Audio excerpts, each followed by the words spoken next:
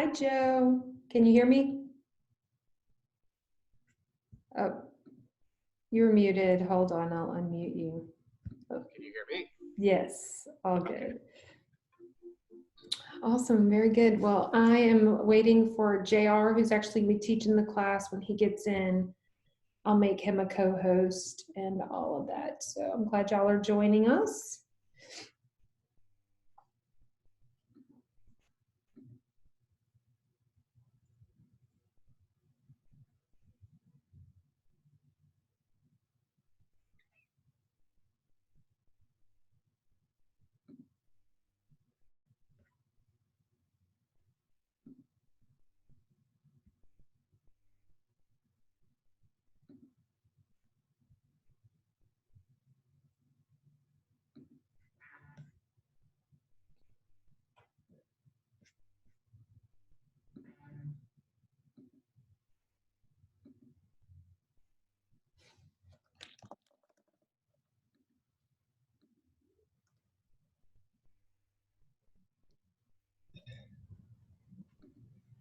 How's it going? Hey, JR. Let me go over here, give you some controls.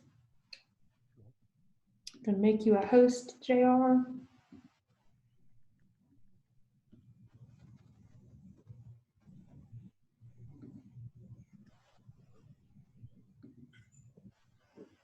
All right. That's it.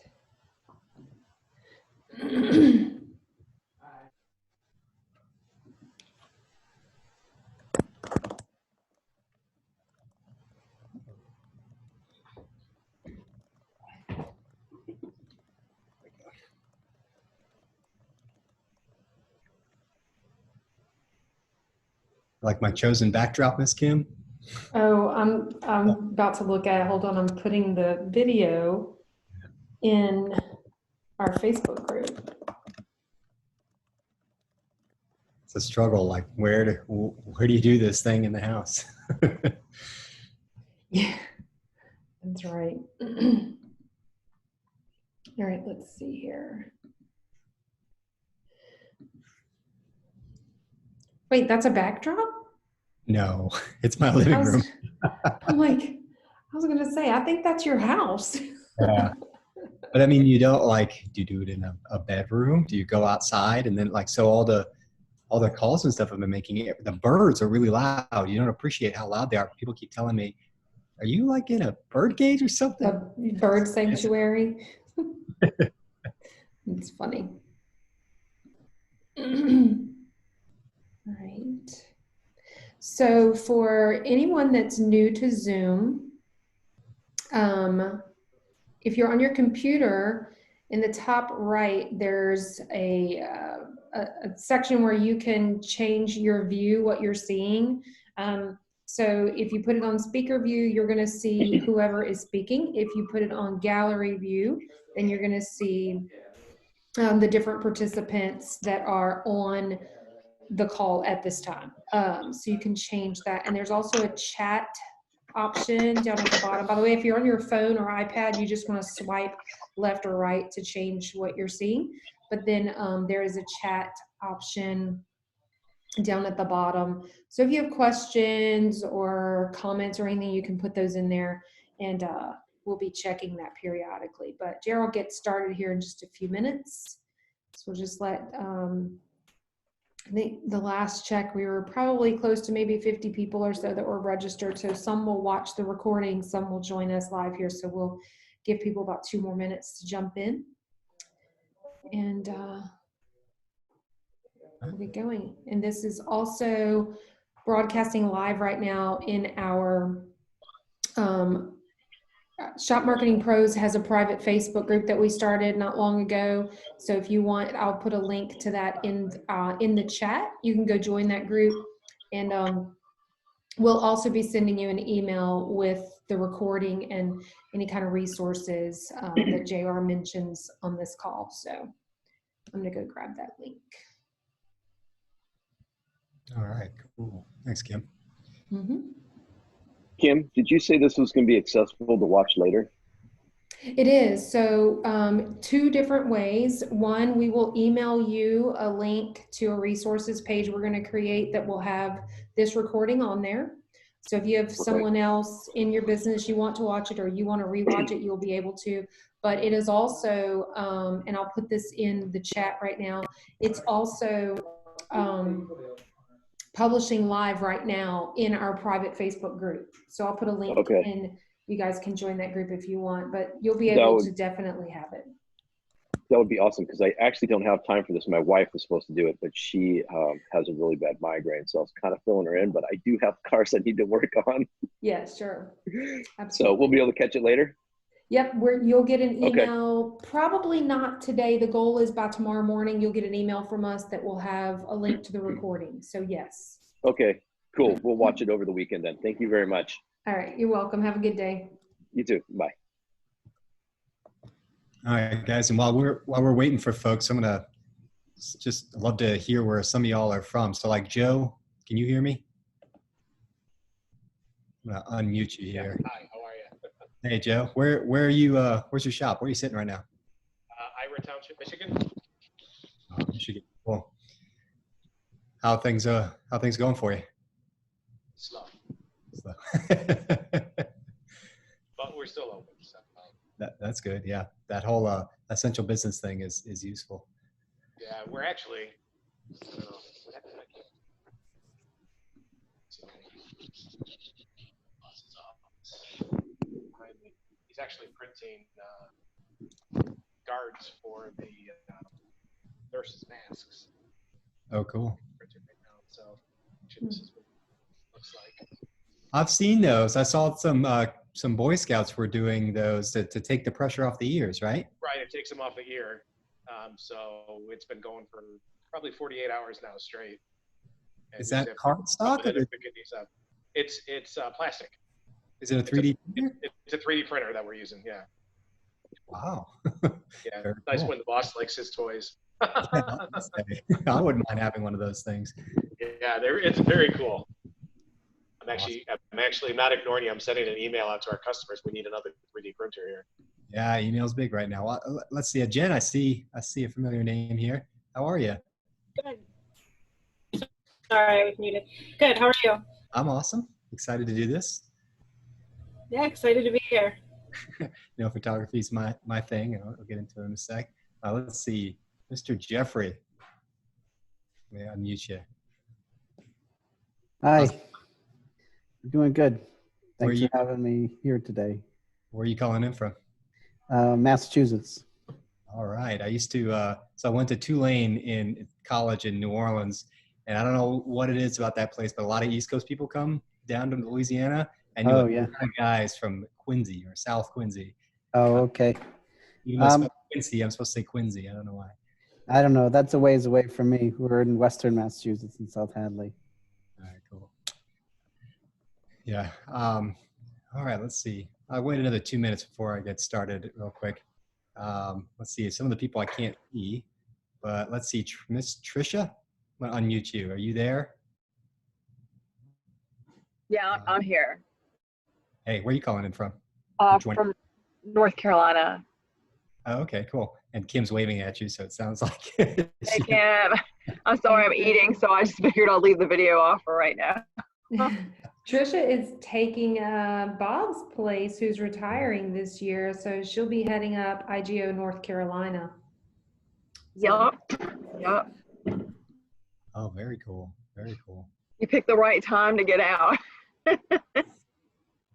It's challenging for sure, but you know, I like to read a lot of sales books and I'm huge, I don't know what you call them, self-help books for lack of a better word, but a lot of them say like, the idea that people become heroes in challenging times is kind of a myth. It's like, how much have you prepared for this kind of stuff?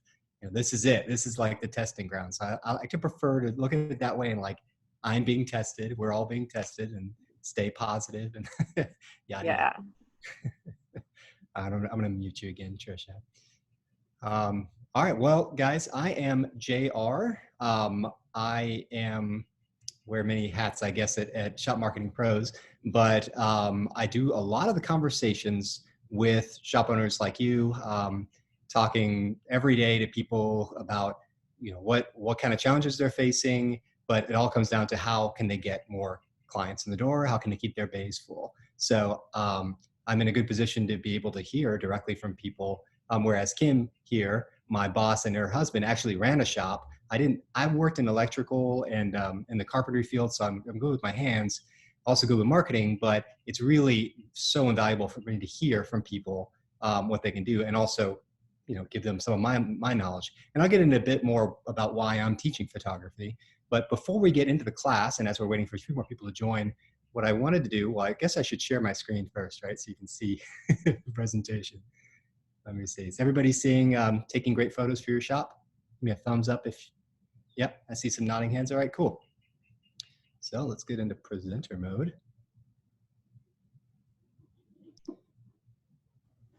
Hey, JR. Yes, ma'am.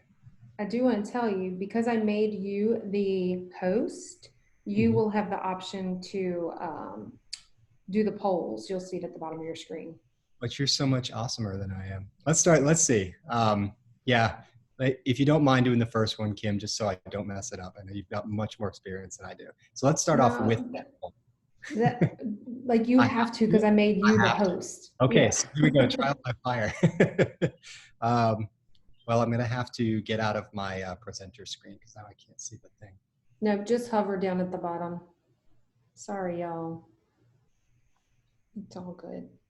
Well, oh, there it is. Okay, cool. Thanks. All right, so launch poll. I want to know why. Why are you here? Why do you want to take better photos? Is the poll up in front of you guys? Nod your head if you see it. All right, cool. So there's a few options in there, and I'll read them out. So why do you want to take better photos? Facebook, you want them for your website, Instagram, possibly other social media channels, your Google listing. You want to print them out on sales collateral, billboards, business cards, whatever. Some sort of advertising like Facebook ads, or something else that I didn't put on here. Love to hear why. I think we made it so that you can only choose one, because I'm sure everybody would say all the things, right? But I want to hear that the highest priority for you of why you want to learn to take better photos. And so far, I'm seeing Facebook and website. Facebook by far the biggest lead, and which makes sense considering it's where everybody spends their time, and it's a highly visual medium. And I know there's not a whole lot of. We got 9 out of 12, so there's only a few people left to respond. So I'll give it a few more seconds. But it looks like Facebook is the biggest winner so far. I guess that looks like something like 60 or 70%. Okay, I'm going to go ahead and end this poll now. All right. Does it show the results right away, Kim? You should be able to click share results. So much. There you go. All right, so we can see there that Facebook is the biggest winner, and that makes a lot of sense. Kim teaches a class on Facebook. When that comes up, you can, when she says post a picture, this will be helpful for that. Instagram is owned by Facebook, if you didn't know that, so it's kind of part and parcel of the same thing, but a highly visual, like you can't do Instagram without pictures or graphics of some sort. Google listing, website, well, I'm gonna talk about most of these things on here, but cool. All right, so social media seems to be the real driving force. So let me close this thing. All right, so here's why I think every shop needs to be taking great photos. Social channels like Facebook and Instagram, clearly. Online directories like Google and Yelp are often overlooked, but especially Google, extremely important to have good imagery. Website, this is probably one, I'll get into this a little later, but probably one of the biggest things I mentioned earlier. When I talk to people, I hear a lot of complaints about their website feeling cookie cutter. There's nothing to differentiate them from other shops, so website's a big one. And then kind of, if you've got these things, well, I paid a professional photographer to take pictures for me. I'm gonna put it on my brochure. I'm gonna put it on a billboard. I'm gonna put it everywhere I possibly can. Although some of these things are a little, more and more as time goes on, and we focus on digital mediums. So I hear less and less about people paying for magazines and stuff, but if you have the images, use them. And then some shop softwares, you can take your own photographs, and then send them to the client. So you've got that visual interface too. You want to be taking good photographs there. And so let's look at the flip side. If you're not taking great photos, what happens? Well, your website looks cookie cutter. I just mentioned that. Your local listing, which is showing up when people are searching for you, looks terrible, right? There's a lot of competition in our industry, so you don't want to look like just leave it up to chance or to guessing. You're not showcasing your work, your shop's culture, customers. In this day and age, people have to have some sort of inkling of why you're different from the competitors, so they'll come to you, especially if they haven't chosen a shop yet. You end up looking like you don't understand how these things work, which in this profession, you don't want to look like a guy who doesn't understand, a guy or a gal who doesn't understand technology. I mean, you just, the old school challenge there is kind of the subtext. Social content can be really lame. You rely too much on stock photography, and you end up losing business. I know that sounds a little critical, but this is kind of the fear and why photos make a difference. So, by the way, I should mention, if you have any questions throughout this thing, there's a chat. If you've never used Zoom before, I believe it's off to the right-hand side. Kim's paying attention to all these things. If it's something that she feels is critical for me to answer right away, she'll interrupt me. But otherwise, I love to hear feedback and stuff like that. So just a tiny bit about me. I've been taking photographs for a long time. I've trained other people to do photography. The older I get, the less I'm interested in being behind the camera, surprisingly, where in my 20s and stuff, I spent every day, every second consuming photography. So I've been doing it actually since high school. I got my first job with a newspaper in high school, raised in the darkroom, whole old school, and did the whole digital revolution. I've lived in London, Austin, LA. I've traveled all over Europe, Africa, all these kinds of places. So that's all fun and stuff like that. But probably the most important thing on this resume is being a Google trusted photographer, which meant that I shot for Google Maps and I got to know Google's interface very well, which is kind of what got me into marketing, because Google was saying, hey, we want you to go out and take pictures of these things because this is what customers are looking for when they're searching for businesses. I was like, well, that's pretty useful knowledge. Business owners, here's what Google itself says. You don't get to talk to Google very often. Here's what they say they're looking for. And I'll get into that a little bit later. And then, some of oh, sorry, I missed that picture. Not to brag a little bit, but like I get these emails and stuff just as proof. Some of the photographs I've taken for businesses all these throughout my years, it's crazy the amount of times these games get seen. 22,500,000. That sounds like a made up number, but if it's on Google, it's highly, highly visible. So I get these kind of emails all the time for these photographs. So it is really important, not just to look good, but because people will see them. All right, I know I have a tendency to talk very quickly. Just give me the slow down if I start to speak too fast. But here's what we're gonna cover today. We're gonna do equipment basics, right? No good photography class without talking about what the heck to shoot with. The rules of photography, you'll come out with some terms that you can wow at parties, type of shop photos that people want to see. This is probably my favorite part of the course. And then some of the platforms where it makes sense to use these photos. All right, so without further ado, equipment basics. Here you go. It's the only camera we're going to talk about today, your phone. You may be expecting me to say, oh, you've got to go out right now and get a Canon DSLR 600D, whatever the latest thing is they do. Real world, as a man who was raised on 35mm film, I've shot with large format cameras, whatever, it doesn't make a difference. If you were to ask me, what's the best camera to have? I'd say the one you have with you when you need to take a photograph. And the thing we have with us all the time in shops is either your iPad or your phone. So forget all that other stuff. I don't want any barrier to you taking photographs. So, and of course, you guys know this. All these phones are amazing at this point. Every new release of an iPhone or an Android phone has more and more little lenses on the back. You can do close up, you can do far away. I mean, it's incredible. So just focus on your phone, really. You don't have to go out and buy anything. If you'd have to have some accessories, I say a baby tripod because, they can be pretty expensive. If you want to set something up, they have these little holders for a phone, a little portable tripod. I almost never use one. I just got good at holding stuff still. They have little clip-ons. I made this slide and it's already changed. Like literally, they have all the lenses built in now, so you don't really need that anymore. And a gimbal, especially if you're doing video work. This is not a video class, but if you're using your phone to do video, which I love, then a gimbal, it's the thing that you hold and it kind of makes the phone stay still when you're dancing around all over the place. But really, you don't need any of these things. You just have phone, we'll photograph. All right, so that's it. That's the whole equipment section of my presentation. How do you like that? So let's talk about the 5 rules for taking photos like a boss. Number 1. Oh, here they are. I'm going to tell them all, and then I'll dig into them. So number 1 is going to be, let me move you all's pretty faces out of the way so I can read my own slide. Number Hey, 1. JR, Yes, ma'am. do you have a gimbal right there by you by any If I were chance? teaching this in our office, I would have one to hold up right now. I don't. I'll go grab one, but I'm going to put a link to, because somebody asked, what is it? So continue, but I'm going to go grab one and It hold it. it should be in the closet. Okay, cool. All right.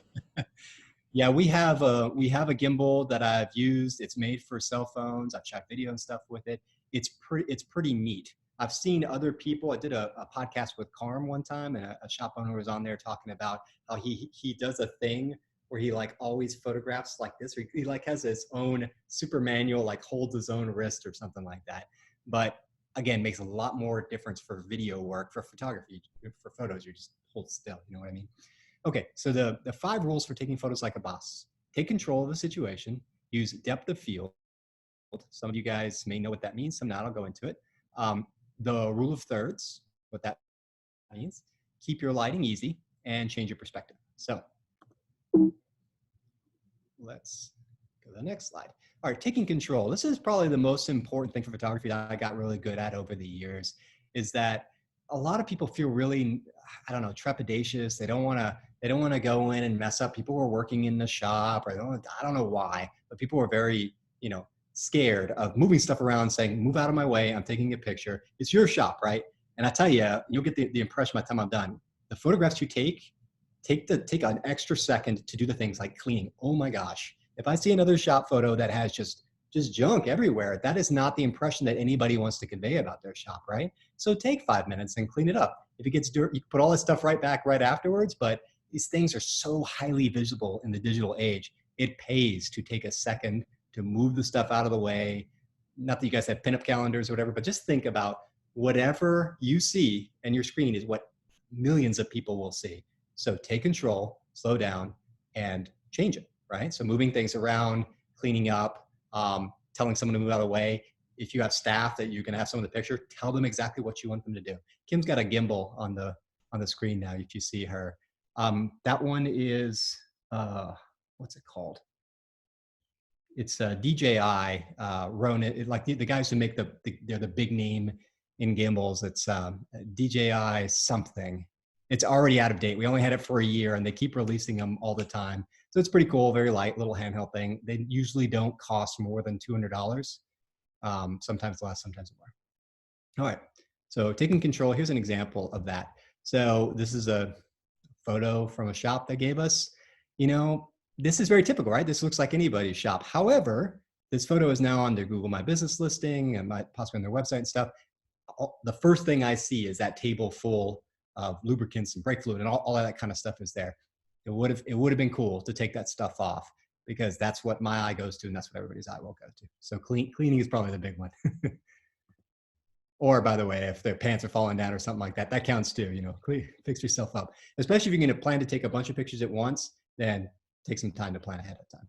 So depth of field or selective focus is an old photography term that has to do with, my wife calls it the softening. So when I take a picture, probably my hardest client I've ever shot for is my wife, because whenever I'm taking pictures of my kids, which happens once or twice a year, she's like, I don't like that. I want it to be softer. I want it to be softer. She doesn't mean the kid's soft. She means the background. So right now you can see me and you can see everything behind me clear as day. It would be a lot better of a photograph if you could only see me and everything else fell off into softness. As an example, I'm going to show you what that means after this. You see this picture right here? The guy, his hands and the part is in focus, and then behind him you stop. Your eye doesn't go to focus on that because it gets softer. That's called selective focus. I'm selecting what I want to photograph. With a digital camera, popular DSLR, which means the big lens that can come off and stuff like that, I could change aperture, I could do all this stuff, but forget all that. With a cell phone, what do you do? Well, if you have an iPhone, it's called portrait mode, right? That's that thing where you pull out the phone, you choose portrait mode. Ms. Kim uses it all the time. It automatically will do it for you. Every phone's a little different, right? An Android have this or that. Basically, get as close as you can and press the thing you want to focus on, and you'll see if it drops off. So if you go back to the picture before, see this? This is infinite depth of field. everything in the shop is in focus. So my eye doesn't know where to go. I'm seeing all of this stuff. It just looks a lot more professional if you're able to do the softening, as my wife likes to call it. So number one, on a cell phone, get closer and tap a thing. It'll automatically, things farther away will fall out of focus. If you're using Instagram, there's something on Instagram called the tilt shift. It's one of the filters that you could, it's kind of a workaround.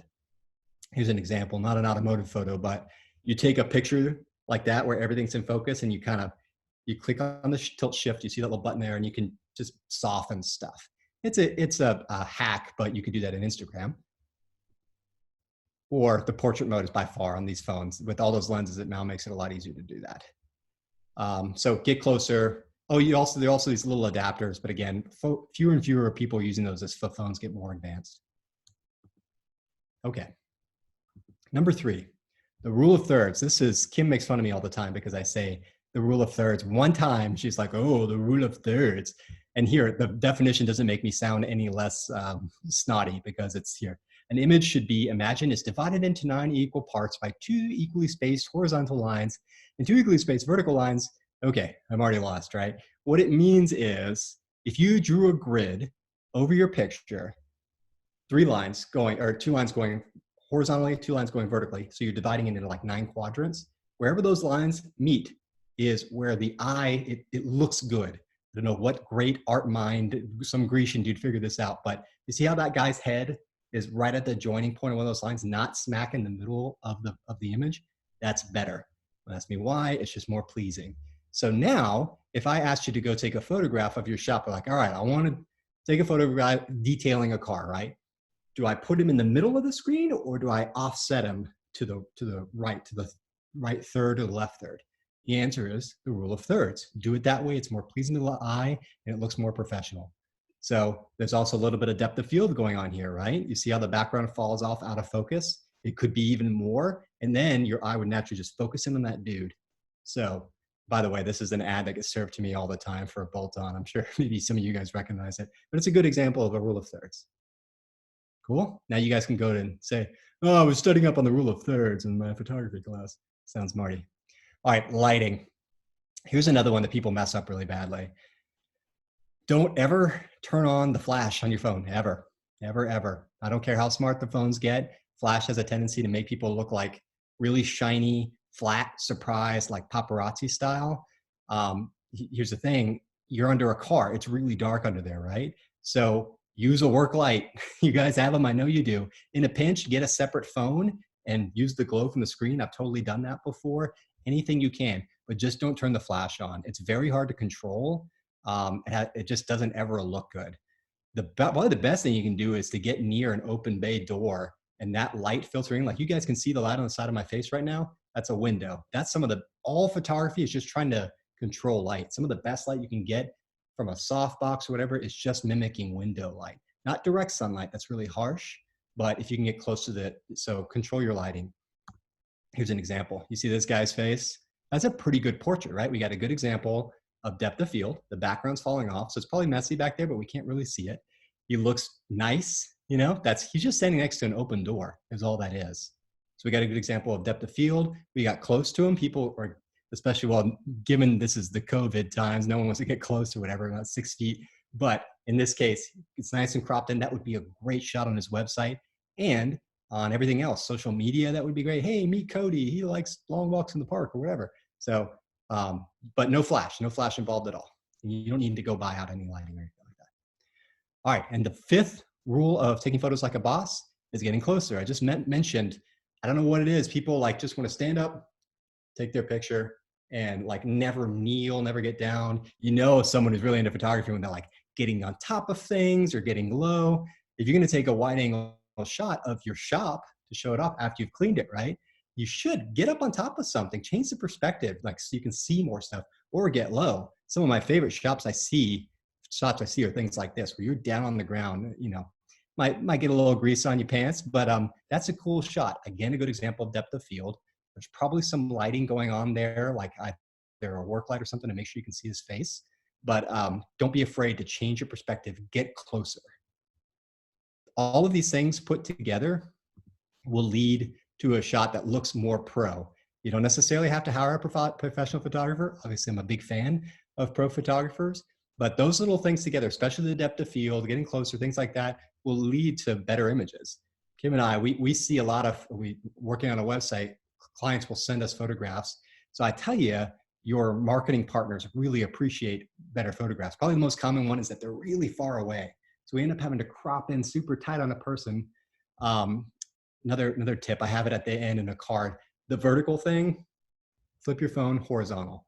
Although now social media, it's fine with vertical and stuff like that. For a website in particular, this horizontal. So holding your phone, I don't have my phone on me, but yeah, I do.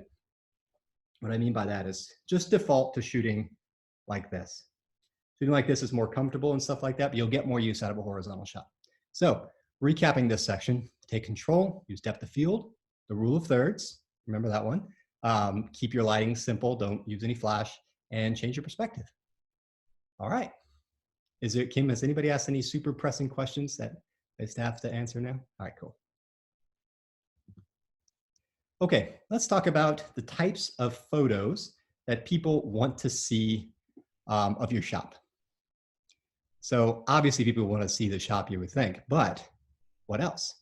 So this is when I mentioned earlier that I'm a Google trusted photographer and they told me exactly what people want to see. Don't take this from me, take this from Lord Google. They would send me out to take photographs of businesses. They said, shoot interiors, shoot exteriors, take portraits of people doing it, anything you can of the products and services, and anything that shows fun, shop culture, I'm gonna call this. Lifestyle is another way to talk about this. Do you guys see a blue line on the side there? There's like this mysterious blue line throughout all of my slides. I think that's super weird. Anyway, okay. Number one, interiors.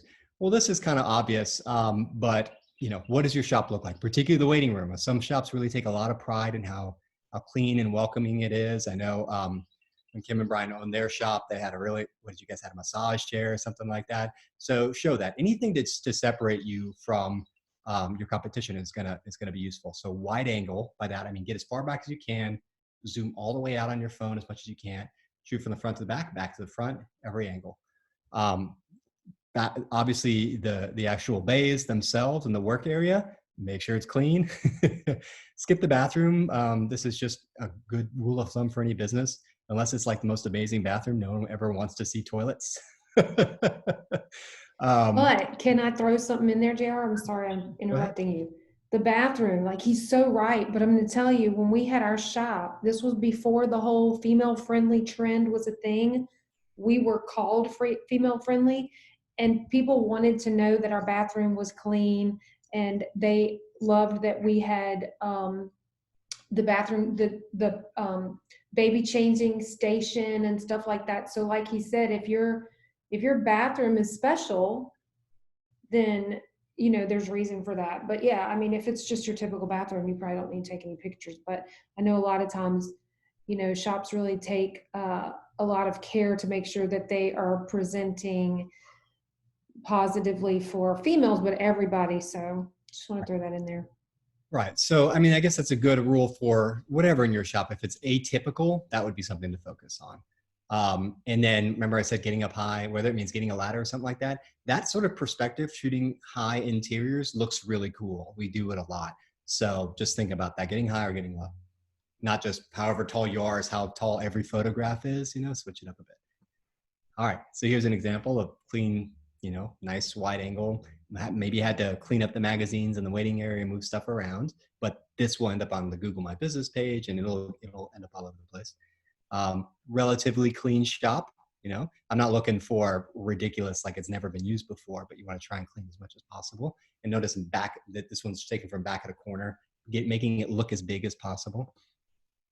All right, so exteriors. This is for some reason often overlooked. You may not be proud of the front of your building. I mean, a shop is a shop is a shop maybe, but if you think about it, particularly in Google search, people need to know where they're going. So oftentimes they're looking to match up what does this place look like and when they're on their phone trying to get there. So there's a reason for it. So you want to shoot it straight on and also at an angle. And again, make sure the shop is clean. You might have to fix the sign that you've been putting off or the plant or whatever it is, and try and think of ways to make it look more welcoming. If there's any foliage or flowers, put out a potted plant, something like that. You don't have to take a photograph of the hours or the front door, but oftentimes, again, it's just a mechanism to show people, especially on the Google listing, this is what we look like, this is where we are. This is all straight from Google, what they told me.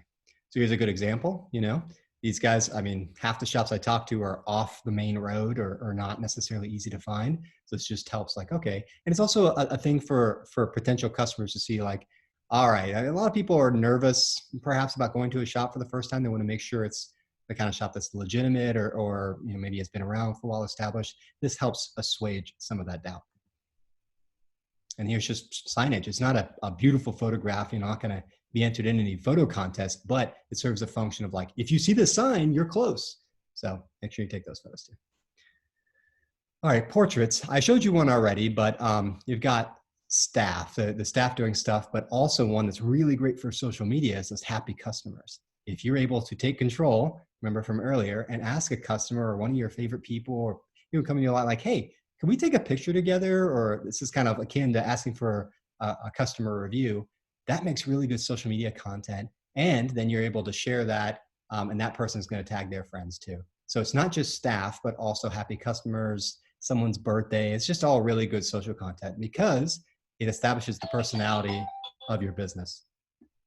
So let's look at some examples. Oh, I mentioned this earlier about getting close. Don't stand 43 miles away and take a photograph of Joe. You got to make sure you know, you're close enough and use that depth of field and stuff as much as you can. Good. I talk about this later. You can pose people, you can shoot them candidly. It doesn't matter. Oftentimes candids look a little better. People get real, they freeze up when you're taking their photographs. So just catch, you know, whoever doing their work and sneak up on them, take their picture. I'm sure they'll love you for it. Here's an example of that happy customer thing. This is a little staged, you know, but it doesn't have to be perfect, but bringing people outside the shop into your photographic mix can be really useful. All right, products and services.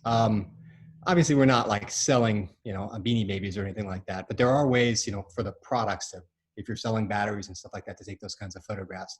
But think about, you know, what is your service? Well, on your website, hopefully you have a services section that we do transmission work. Well, you know, we'll rotate tires, oil change, da, da, da. So think about how do I illustrate each one of those things? People don't want to read. So what does it look like, you know? So this is, again, use that depth of field, that selective focus, get as close as you can.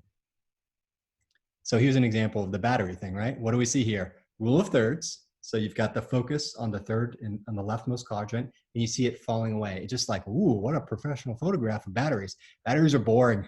It's hard to take a good picture of batteries, but you do something like this. Like, okay, well, these guys sell batteries. I see that. Another example, here you go, detailing. This looks like a stock photo, something we shot for a client. And that looks pretty cool. He's actually doing the service. That would be really like your marketing person. If there was a page on the site about how you do detailing or we take care, we white glove approach, whatever it is, a picture's worth 1,000 words, right? Take that picture and show it.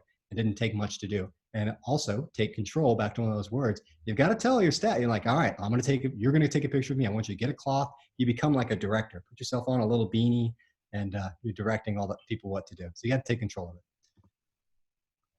And lastly, it's the shop culture.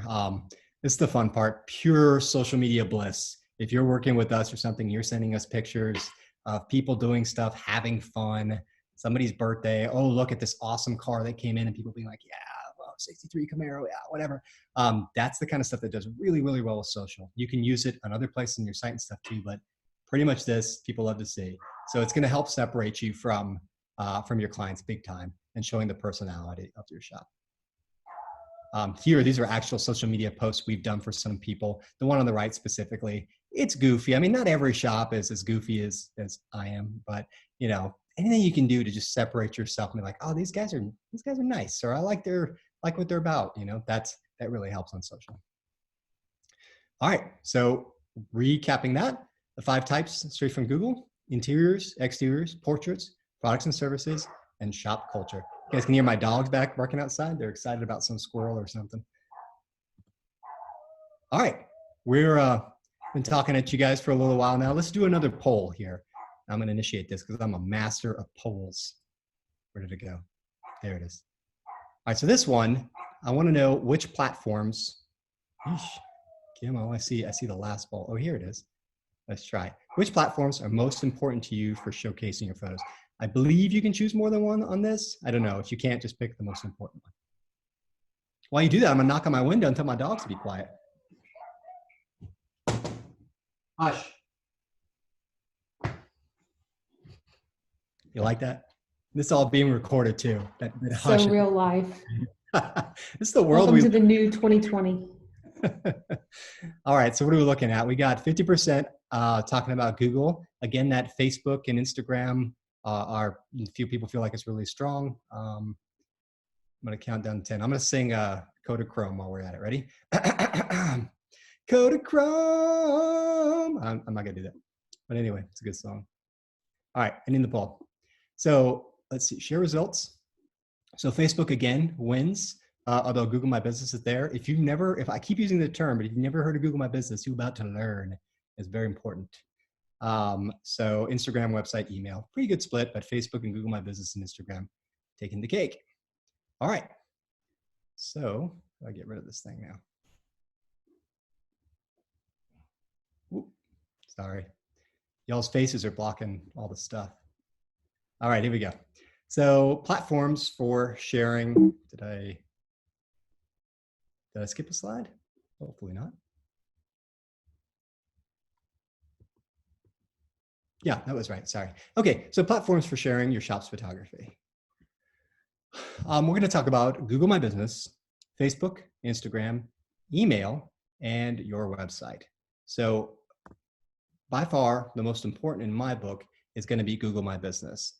I put the website there at the bottom because every time I mention this thing, people were like frantically like, what was the website again? If you don't know what Google My Business is, it is the listing, it is the portal on Google where you get to control the hours, the location, the photographs, the map marker, everything. It's like the only control you can have over Google without paying them is through Google My Business. It's been called different things throughout the years. It used to be called Google Places. It was linked to Google Plus at some point. Google's all over the place with their branding, but Google My Business is what it's called now.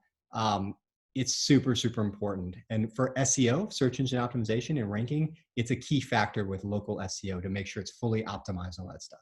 So to me, hyper important. If you're not paying attention to it now, you should. You can even now, as it's been about a year or so now, you can post in the Google My Business platform. It's like a quasi-social thing, but some SEOs believe that it used to be only a post would last 2 weeks, now it only lasts 1 week.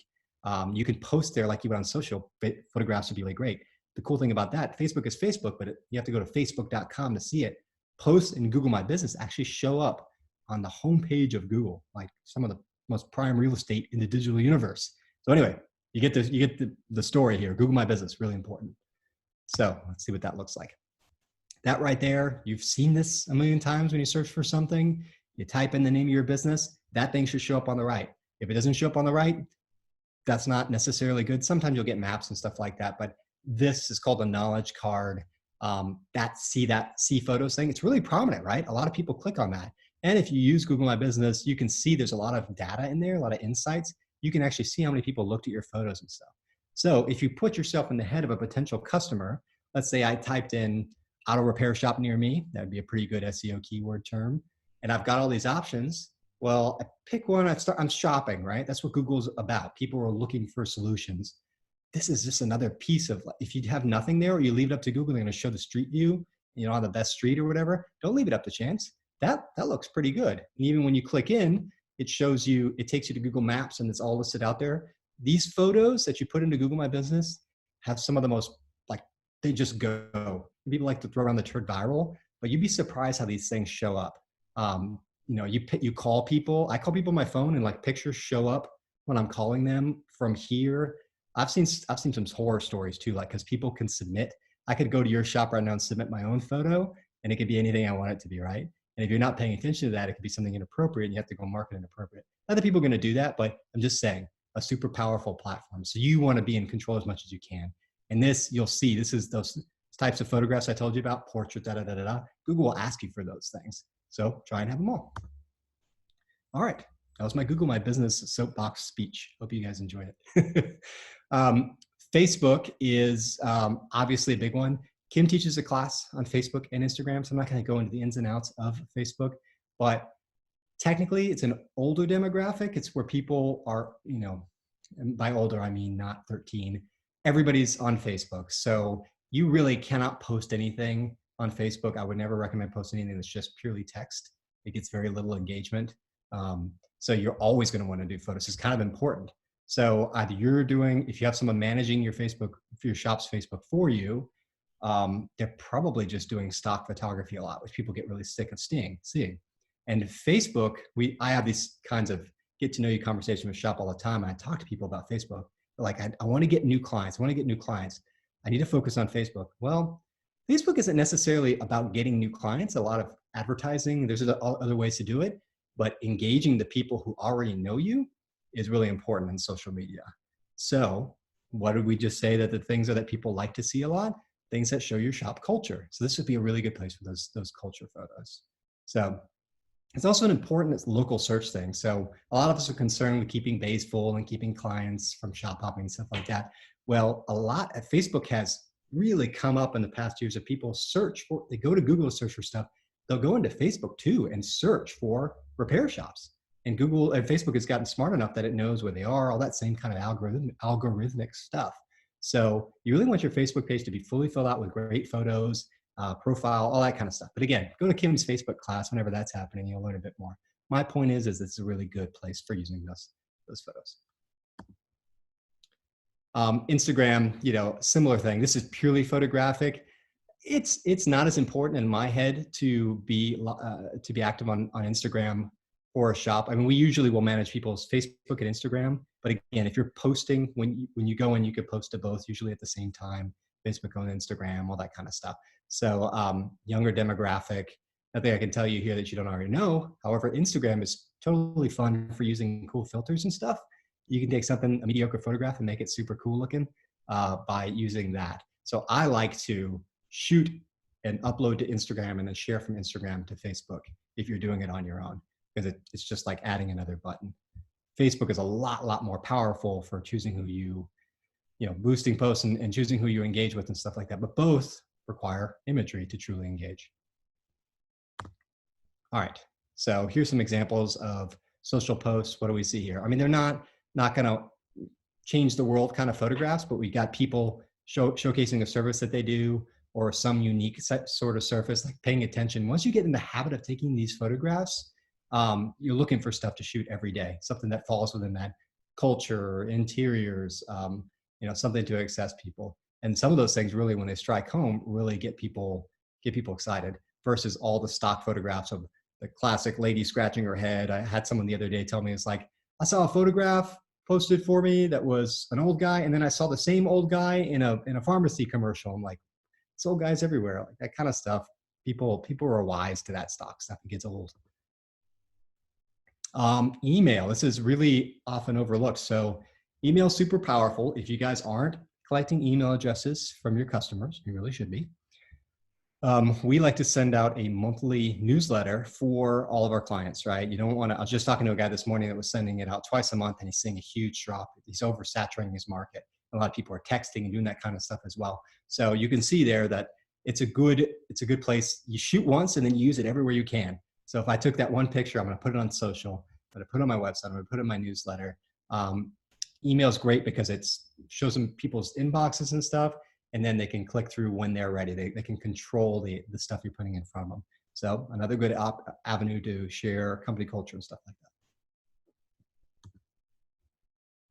All right, so website is probably my biggest one that I see the most need for shops. A lot of them complain that it looks exactly the same as other shops, whatever. They all have the same stock images, all the same stock text. So if you do those photographs of Google My Business, the interiors, the exteriors, the action shots, the services, all that stuff, give it to your web developer, the person who built your website, and say, use these instead of the stock stuff. Your website will automatically stand out from anybody else. Specifically, that homepage hero image is what we like to call it. When you go to the homepage of a website, so these are all different homepage examples, and you'll notice we've got depth of field going on, and we've got rule of thirds going on big time, right? The guys are never in the center because we are aware when we shoot that text is always involved. when you're shooting for a website, always be wary that there's probably going to be text overlaid on it. But you've got tight crops. So all of those principles are at play here. Showcasing a service pretty well lit. The one on the bottom right is very Instagrammy. That's like a very Instagram looking filter and stuff there. So, but that's the hero image. When I get to a website, you'd be amazed. If you don't know what heat mapping is, it's like something we can put on a website where you can see where people click. And it actually it looks like infrared vision. The place where people are clicking a lot will be bright red, and the places they never go will be blue. So it goes from blue from red to blue. So like an insane amount of people will not go past this page. They're really going to your site to see if you can provide the service that they're after, but mainly they just want to know you're legit and that what's your phone number, where are you located.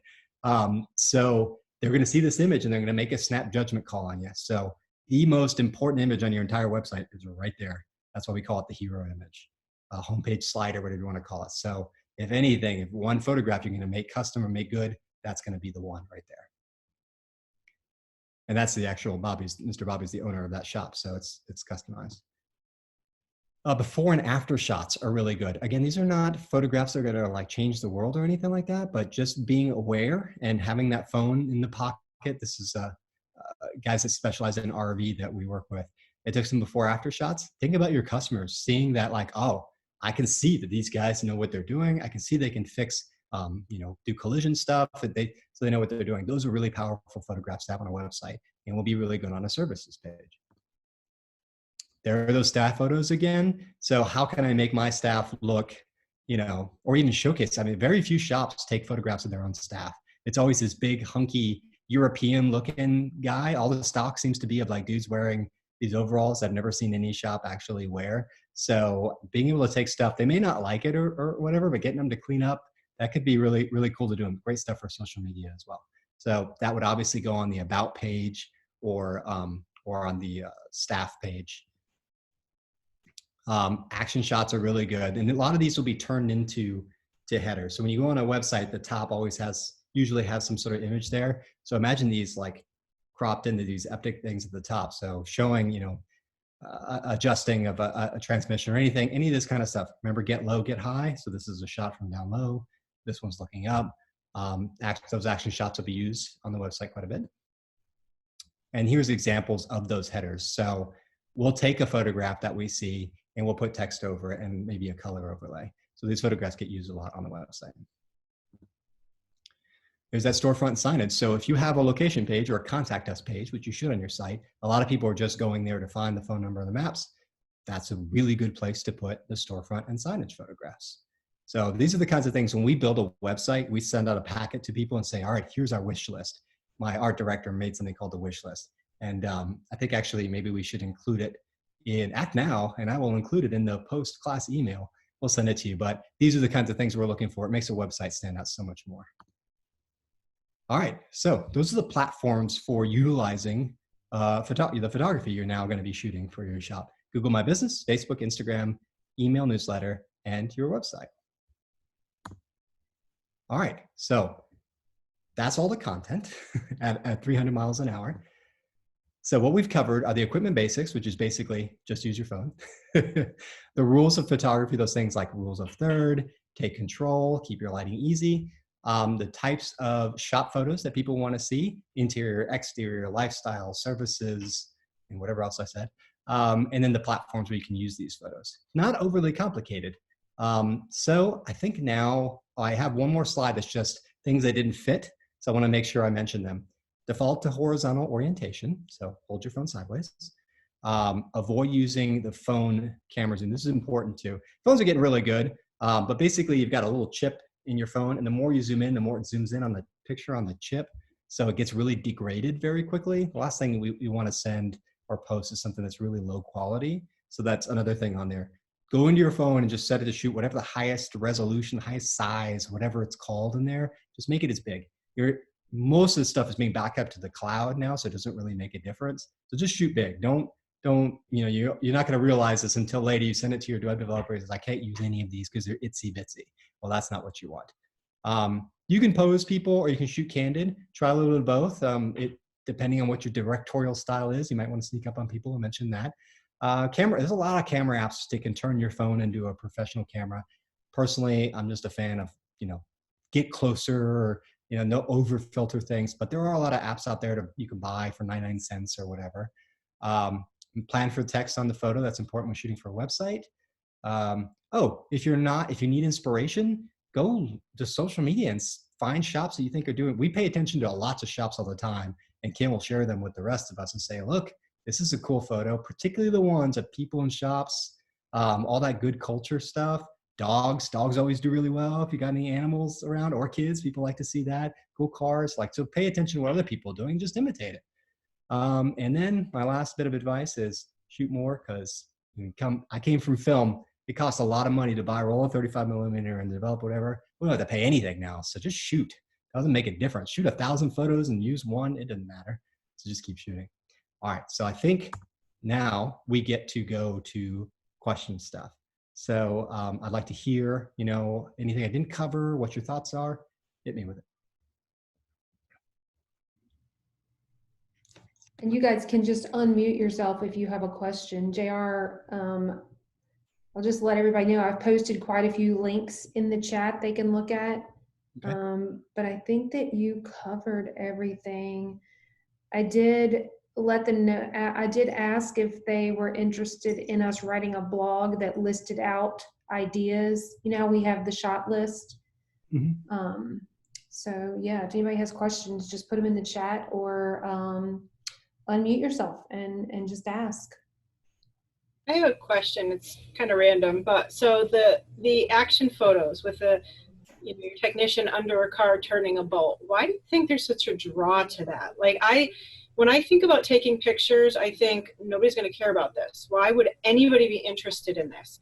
So how can I put myself in the shoes of the person looking at the photograph and find interest? I'm glad you asked that, Jen. That's really good, because same thing for us. We're marketers. What we do is type on keyboards all the time. That's not very interesting. So when we try and take pictures of us, we often take how do we make that look? What we do, what you do, what I do, what anybody does who has a technical expertise is a mystery to everybody else. We get very used to what we do very quickly, but shops are in such a great position because there's a physical product. You are working on things. You're doing stuff that you learned somehow, some way, turning a bolt. People don't even know what a bolt is. So it's just cool. And it's a cool industry. It's a cool job. It's dirty, or it's not you do some sort of magic, mysterious things under cars. It's very cool to the average public. So you're just showcasing that mystery. That's what I think it is. I mean, if you were a lawyer or something, here's me writing a pencil on a piece of paper, So we're lucky that we got some cool stuff to show. So the follow-up question to that is, do you think that, a technician being dirty, dirty hands and whatever, while they're working, is that an issue? I mean, I've seen photos of some shops where their technicians are wearing white shirts. I mean, that would definitely not be something that would be seen in my shop. So what are your thoughts about, showing the real grit, the real dirt that's going on? And I'm not talking disgusting shops that are not clean. I'm just talking the normal day-to-day grime on a tech's hand, maybe. Yeah, I think that's another great question, because I'm a believer that people's BS filter is super, super accentuated these days. You can't fool people. So I would not try and pretend to be anything you're not. I've said in this presentation, clean up, clean up, clean up. I mean, clean up the work area so that that Coke can that's been there for 3 weeks gets thrown with a dip or whatever it is. But I don't think you should pretend to be anything you're not. And hopefully we all are in shops that we're proud of. This forces you to pay attention to how do you operate. If you don't want to show that on how it is right then there's a bigger issue there, right? We need to change something. So, but I know putting on white shirts, that sets off my BS filter straight away. And I think it will everybody else on social. So you can be real. The only photo I've seen recently that I can think of that's been sent to us for a site, guy had a tattoo right behind his ear, and a lot of shots were right over his ear. And so that's kind of one of those things, I don't got anything against tattoos or whatever, but I'd be wary of putting that on the homepage header of my site, you know? So little things like that, just, do you really want it to be front and center? Otherwise, you know, you're the shop you want to be it. Good questions, Jen. Gold star right there. Thanks. Kim, you are muted. I'm muted. Sorry. I was like talking. I just want to add to that social media, everybody's craving for authenticity, for you to be yourself and genuine. And so I think it also, when you take a picture that's raw of them dirty and they're working, it reminds people this is why they're paying you to do it, right? They don't want to get down and dirty, and then it also shows the enormous amount of tools and equipment that you have. You know, we just had, what was a National Tool Day that was in February or something. So, you know, using a photo to have your technician hold up their must-have diagnostic tool, and you're explaining what that is. And I think it's all about being real and showcasing an authentic environment. I don't know if that kind of answers your question anymore, but I think JR hit it on the head when he said you definitely don't cover up and like a white shirt. That's crazy. But I'm going to shut up because we have a train about to pass and it's going to be loud. Yeah.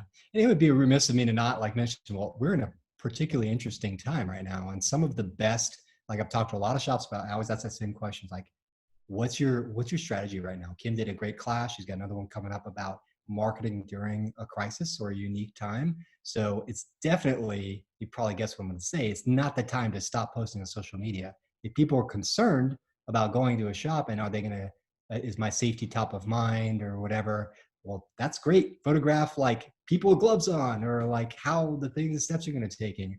I'm a big show don't tell kind of person. You type on Facebook, no one reads it, you know, beyond 2 sentences. So you have to be able to show that kind of stuff. So it makes sense right now too. It wouldn't change anything.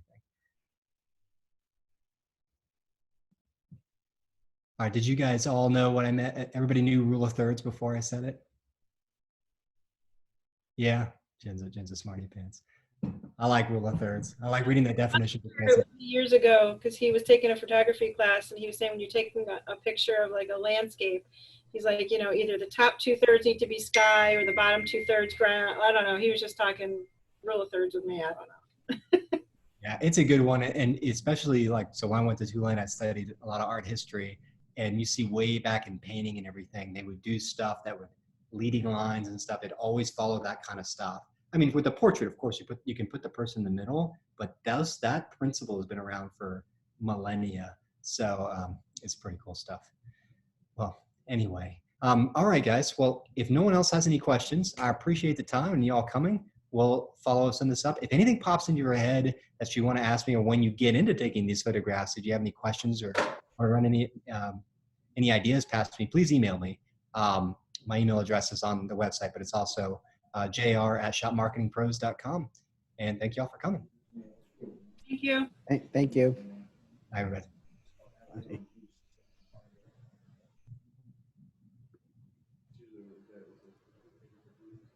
Slide, evidence